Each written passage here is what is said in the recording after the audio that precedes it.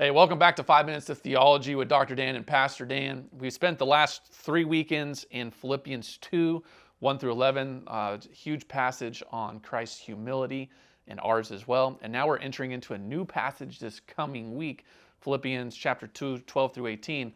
What connection are there between these two passages? As we're about to study this next passage, what's something that you can point out that we need to know?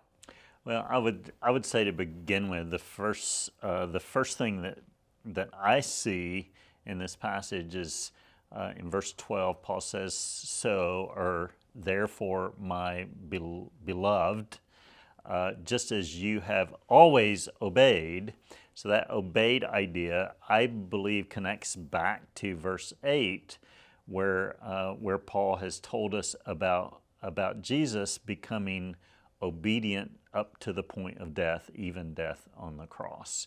So I think you see that obedience of Christ, and I think it's easy for us to maybe take that in a direction that makes us question things about whether Jesus could have disobeyed Christ or all of those kind of things. I think it would be a mistake for us to focus our time in that direction.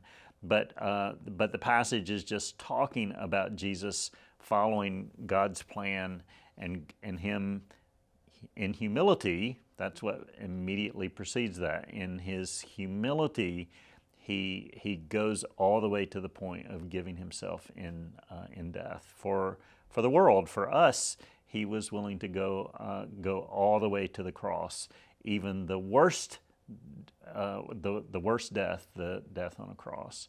And so he focuses in verse 12.